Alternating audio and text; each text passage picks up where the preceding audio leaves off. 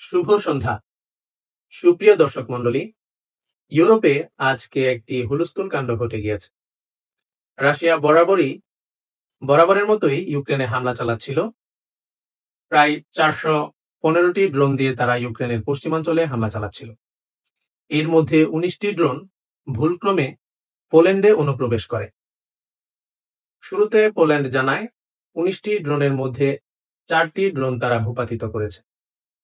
এরপর সারাদিন যেটি দেখলাম, পোল্যান্ড নানা পদক্ষেপ নিচ্ছে, মন্ত্রী পরিষদের মিটিং ডাকা, তারপর ন্যাটোর সদস্য দেশগুলোর সঙ্গে যোগাযোগ করা, কিভাবে এর বিরুদ্ধে ব্যবস্থা নেওয়া যায়।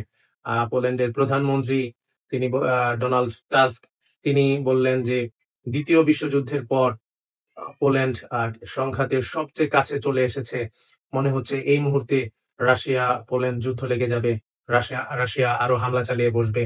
এরকম কিন্তু সারাদিন একটি পরিস্থিতি তৈরি হয়। তারপর আমরা অন্যান্য দেশগুলোর রিয়াকশনও দেখছিলাম। ন্যাটো মহাসচিব মার্ক রুটে তিনি যেটি বললেন যে এটি একটি বেপরোয়া কাজ হয়েছে রাশিয়ার পক্ষ থেকে।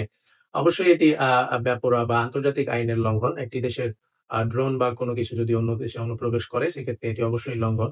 কিন্তু আমরা যে রিয়াকশন গুলা দেখছিলাম, ইউরোপীয় কমিশনের ভাইস প্রেসিডেন্ট কাজা কালাস তিনিও রিয়াকশন দিয়েছেন বা বলেছেন যে পোল্যান্ডের পাশে রয়েছেন। আমরা যুক্তরাষ্ট্রকে দেখেছি, তারাও বলেছে তারা পোল্যান্ডের পাশে রয়েছেন।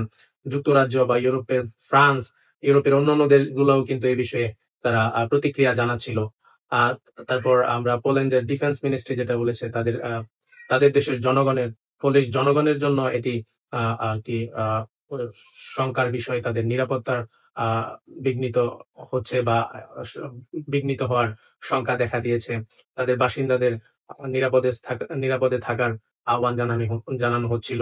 তো এই যখন পরিস্থিতি একটি যুদ্ধের দামামা বাজছে, যে কোনো সময় পোল্যান্ড রাশিয়া যুদ্ধ হয়ে যেতে পারে, ঠিক সেই মুহূর্তে রাশিয়া যেটি জানালো যে পোল্যান্ডে হামলা চালানোর কোনো পরিকল্পনা রাশিয়ার নেই।